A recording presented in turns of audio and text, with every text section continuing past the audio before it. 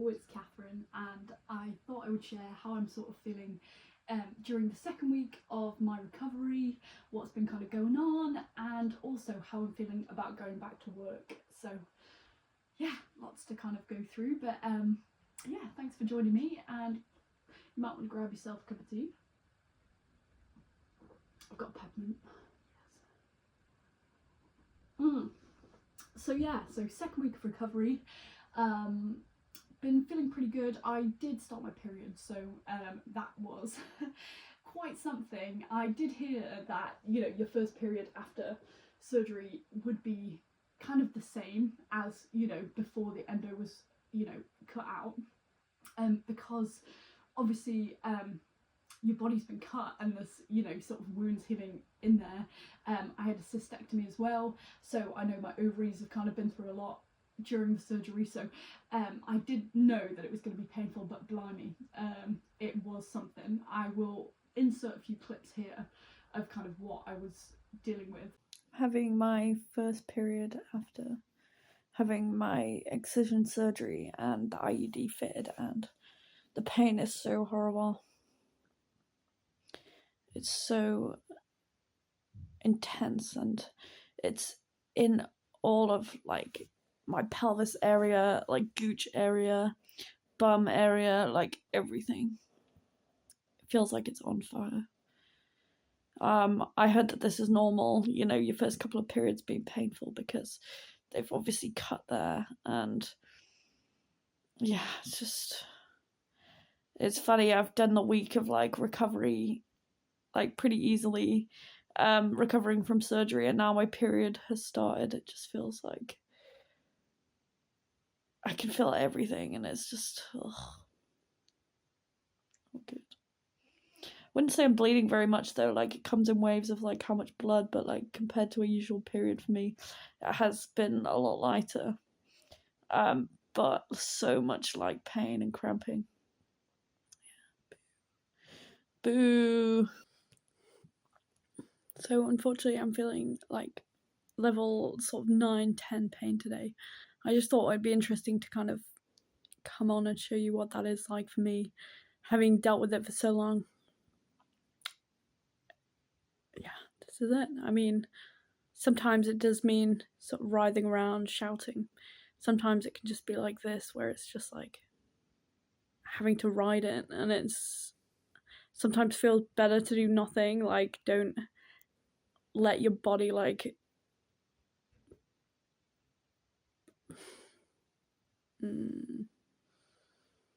yeah, it's bad. It shocks me every time that like it can get that bad, you know. So yeah, I had to take things very slow during that time. I have made a few small trips to the supermarket, but really had to limit my sort of basket to about 5 items, because I knew that like carrying anything of like heavy weight is probably not good for me. But yeah, on my period, usually a little stroll, you know, kind of get your sort of groin area sort of warm and like a bit looser, maybe stretch a little bit, usually really helps. So I did, you know, not want to be static and as much in the flat for the second week, because, you know, the first week of recovery, as I said, when I had my ovary suspension, I was really cautious about sort of going outside and doing stuff. So in my second week, as soon as I was feeling up to it, you know, I was hoping to get out and about, but yeah, the period did kind of hold that a little. Yeah, which isn't good, but I did manage to have friends over, so that was lovely. We had a picnic outside, had a real nice time. So yeah, it's been really nice during recovery to kind of see people and, you know, yeah, just keep busy even if I can't really do a lot. Like when I was on my period, kind of just making sure I was still doing things that were fun, like editing or writing, stuff like that. So yeah, I am to the end of my period now, so I'm feeling pretty good. I'm feeling a lot less pain. My incisions are doing great. The one in my belly button, I think because, you know, I don't have the flattest stomach in the world, and when I sit, it kind of like bends in. I feel like this is becoming like the hardest one to heal, because obviously it is probably getting more irritated than the rest of them, because it is, in there. But yeah, I'll put up a picture of what my incisions are looking like, and the glue is all off, so that's great.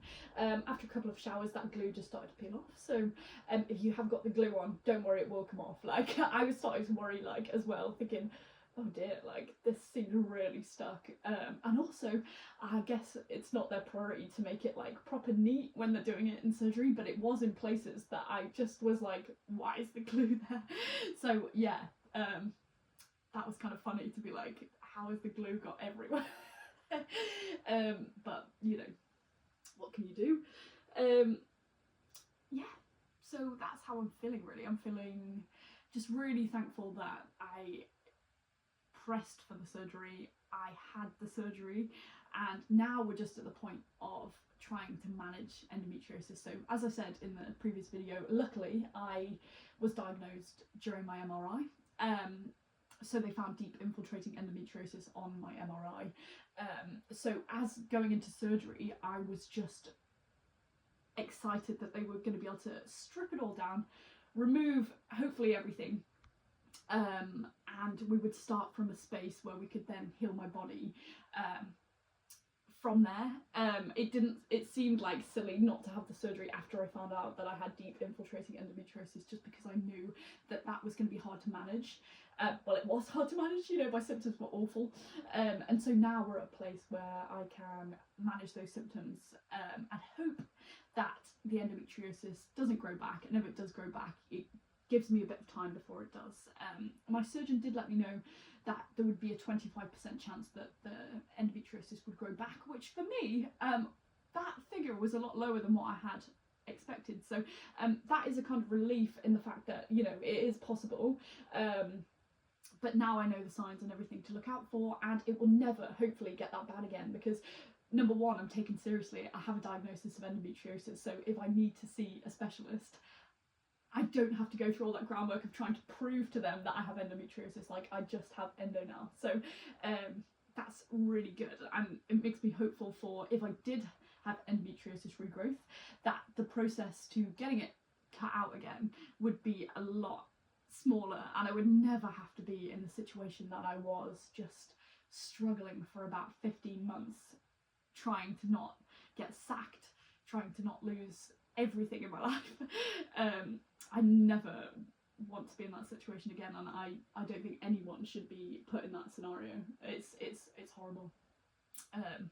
So yeah, we come down to like how I'm deciding to move on, and like how I'm trying to change things in my life so that the endo doesn't grow back. So during my surgery, I had the IUD fitted. Now I thought, I'm already going to be, you know, unconscious, we might as well get this done now. And I'd heard some great sort of ways it would help to stop endometriosis from growing back. So I'll read a few of them out now. So it decreases estrogen production.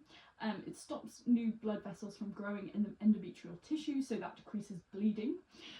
Decreased growth of endometrial tissue in abnormal locations, and it decreases inflammation. So for me, that sounded like, you know, a no-brainer to try. I haven't coped very well on birth controls that I've tried in the past in terms of mental health, so we will see what happens with this one. I'm very cautious to look out for any sort of side effects I might have regarding that, but so far so good. I have not felt it. I, you know, can't tell that it's there, so that's great. I was kind of worried that I might be able to tell. There is the possibility that you might get some cramping when you first have it put in, but for me that didn't happen, and for me that really told me that my body is okay with it being there. And you really have to listen to your body with that. If your body is telling you, oh, get it out, you know, you should really listen to that. And I think if endometriosis has taught me anything, it's like, listen to yourself. It's trying to tell you something. So with that, yeah, I think it's the best first step for me, and like I said, I'll just monitor how that's going, but yeah, I'm hoping it does kind of come with all the help that it says it will for endometriosis, and we'll see, I guess, in the future of what that brings. But yeah, on to my next thing, which is changes to my diet. And this was something I became aware of before my surgery and tried to implement before, so that it wasn't so much of a shock to the system after my surgery. I'd read about anti-inflammatory diets and how that can reduce inflammation and, you know, therefore help endometriosis not grow back. And so for me, that's been cutting out things that are, you know, unhealthy or have lots of ingredients within it. So things like chocolate, crisps, overly processed foods, is just making sure that that is something that I'm either keeping to a minimum or not at all. And I eat pretty healthy anyway. As I say, my partner cooks amazing food and is always making sure that we eat good stuff, especially because we are vegetarian, so making sure we get everything in there that we need. But I feel like that has made it easier to make this transition to anti-inflammatory because we were already, you know, eating well. So for me, it's not like a massive difference of what I'm eating. It's just making sure that I'm not putting things in my body that I know cause me issues. Like chili flakes has been one from the start. Yeah, chili flakes just do not agree with me, and any sort of hot spice, anything. So that's something I've cut out. Cutting out things like oils, vegetable oils, things like that, sticking to olive oil or coconut oil.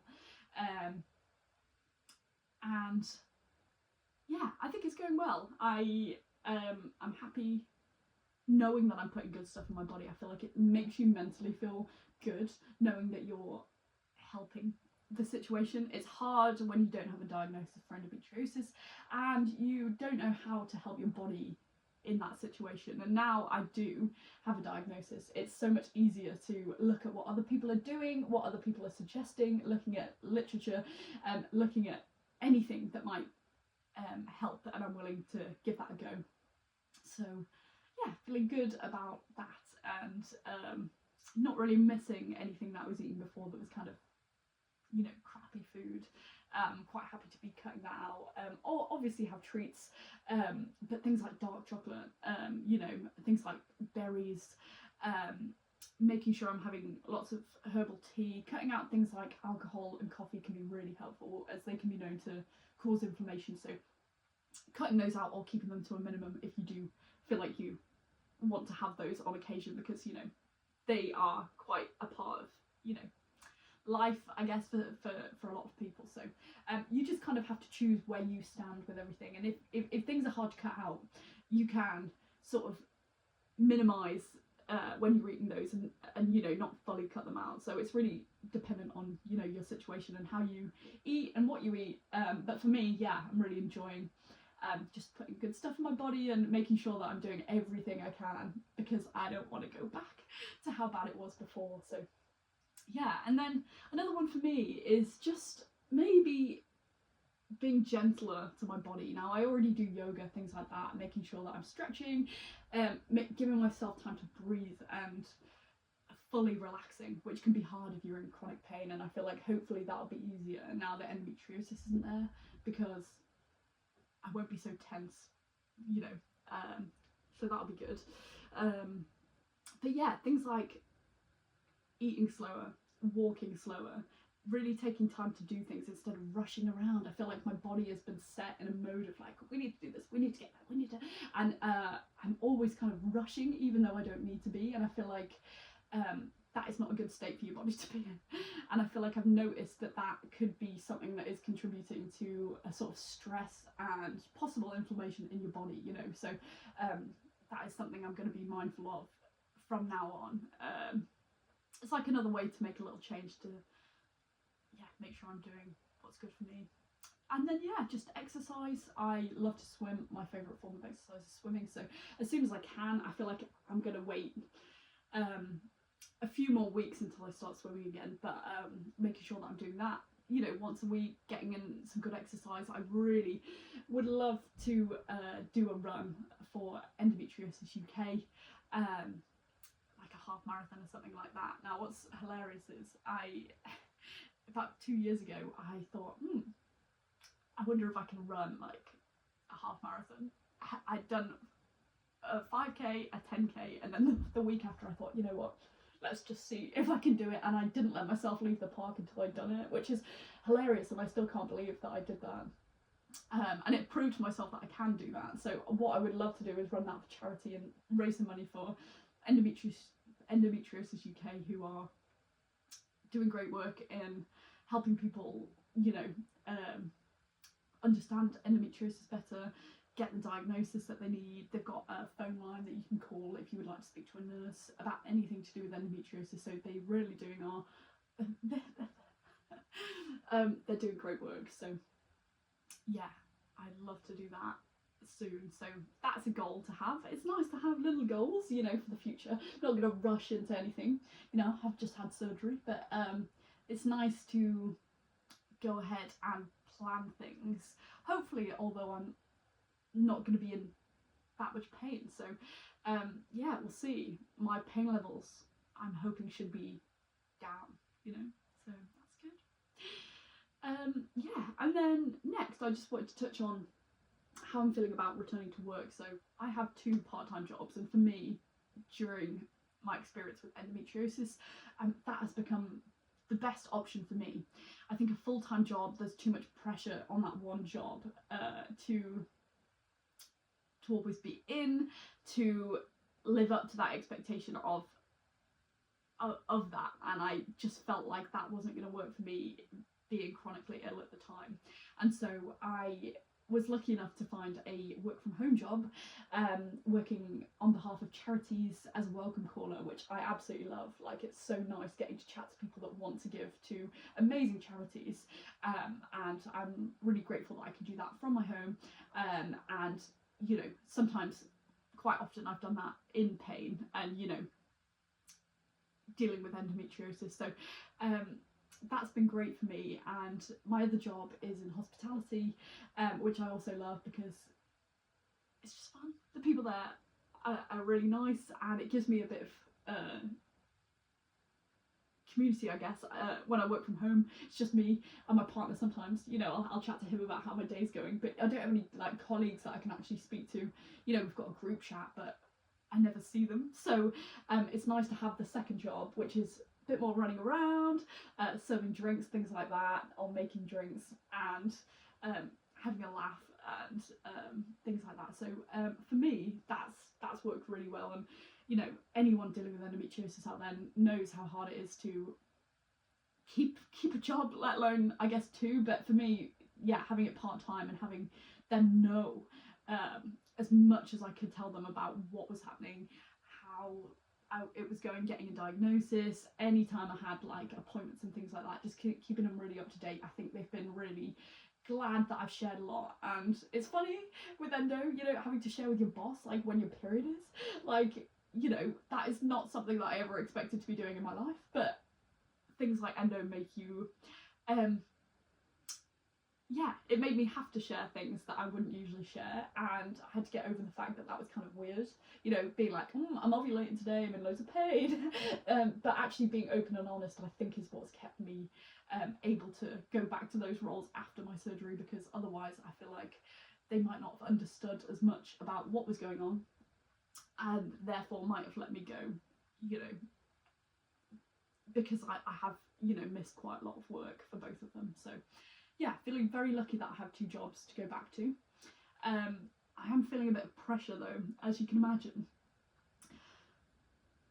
There's a kind of build-up of excitement around surgery, and obviously it's a major thing and really exciting, but there's also a build-up of things are going to be much better when you return. And I'm just a bit worried that because my work from home job is target based, you do worry, like, you know, am I going to be able to live up to the expectation after all that? You know, it has been an exhausting time, like, and I just don't want to go back and not do well. I don't want to go back and not be where I want to be, and I don't want to let them down. I don't want them to start thinking, oh, we shouldn't have taken a chance on her, you know, we shouldn't have, you know, carried on with all this, you know, after, you know, all my medical stuff. But it's kind of silly. I know it's kind of silly, but I thought it'd be, you know, good to talk about, because I feel like other people must be feeling the same situation of like pressure when you go back to work to be a certain way. I really care. I think that's the thing as well. I really care. Like, I want to do a good job, and so yeah, I don't want to get too stressed or like freak myself out, and I'm gonna go back in slowly. So it's good if you have endo or any other sort of chronic illness to speak with your like manager and just see if there's any accommodations for you. So for me, during my endometriosis journey and experience, what we did was we cut down the hours on my ovulation week and my period week to 12 hours. And then on the other weeks where I was in less pain, I would do 16 hours. So that really worked for me. It meant that I could still get some hours in and make some money during my pain weeks, and then I would be able to still do my usual hours on the weeks that weren't painful. So opening up about the times of the month that were the most painful were really helpful, because it meant that they knew what I could do, and when it was limited, obviously sometimes I still couldn't make it in, you know, ovulation pain too bad, period pain too bad, but it kind of gave me room to maneuver and gave me hope that I could still make money, because, you know, throughout this whole thing you still have to pay rent, you've got bills, you've got things that you want to be doing, so yeah, I found that really useful, and we've decided that the first couple of weeks that I go back I will be doing 12 hours, so I feel like it's less pressure, 4 hours a day. It's a nice way to go back in. It doesn't feel like I'm going back in and I have to do all this stuff all in one and it has to be perfect, you know. It's easing in slowly, and I feel like, you know, hopefully you can maybe discuss with your manager as well, if you are going through this, to put in place something similar to make you feel less pressure, and less like you're being set up to fail, because, you know, everyone wants to go back and be the person that they've been thinking about being for ages, but that's going to take some time. I don't think that's going to happen straight away, and I also don't want to rush myself into anything. So yeah, that's a helpful sort of accommodation that I have, and yeah, just feeling really thankful for my manager and, you know, that workplace for bearing with me and yeah, keeping me on, because I feel like there was times within there that, you know, someone else might have let me go. So yeah, I feel very lucky. And then with my other job, it is more physical, more hands-on. There is a bit of lifting, a lot of kind of maybe bending down, things like that. So I am going to leave that one a bit longer.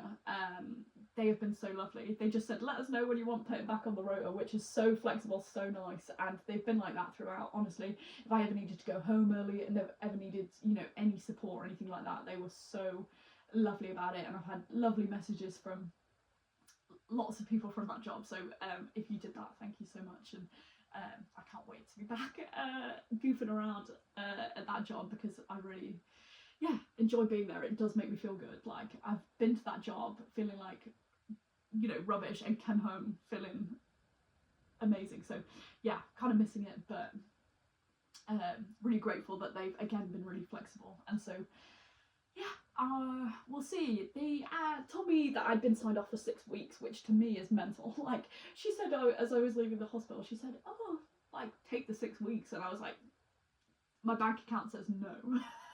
No.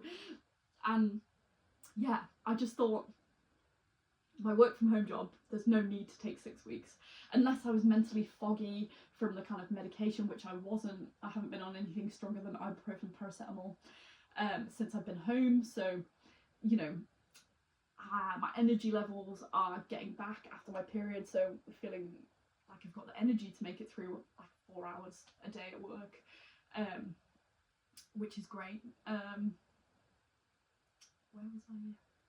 was I with this? But yeah, 6 weeks is probably what I'm gonna leave the other job. Maybe a month, 6 weeks, something like that, until I really need the cash, probably.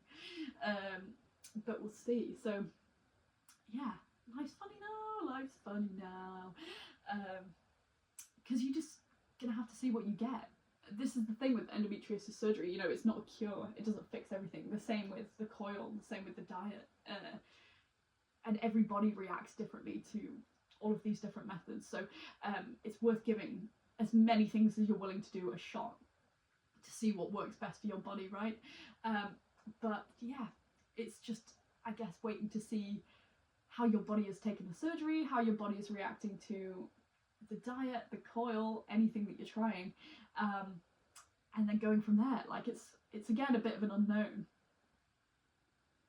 which is kind of good, kind of bad. You know, you're really hopeful that everything's gone smooth and that, you know, you're going to be in a lot less pain after. Unfortunately, that's not the case for everyone, and I'm just really hoping that it has done that for me. And I'm keeping a positive mind. My friend Hannah sent me a text saying like, oh, 1 week no endo, and I thought that is such a good way to phrase it, because instead of saying, you know, I have endometriosis, it's saying, right, the endometriosis is gone, at least for now. You know, framing in your mind that you can get rid of these pathways that have been so strong in your head of like pain, of telling yourself things. I feel like it's helpful, I guess, in recovery to kind of step away from that version of yourself that was in that much pain, and endo is everything in your life, and just kind of pull away from that so that it doesn't start feeding into your life now, because that's not what I want, and I want, you know, like a fresh start. So yeah, yes, I feel very lucky that I have a diagnosis. I had my surgery. We're managing it now. I'm going to see my surgeon in, I think, about 4 weeks now. He will tell me more about how the surgery went. All I know is the surgery went well. So that was excision of deep infiltrating endometriosis, cystectomy, rectal shave because there was some endometriosis fusing my bowel. Yeah, not nice. And then the coil fitted. So he'll discuss with me, I guess, how that went and like what they found and how we move on from there. So yes, I'm excited for that. But do let me know if there's anything you want me to talk about, because yeah, I'd like to. Yeah. Oh, watch this not even have been filming. Thank you so much for joining me.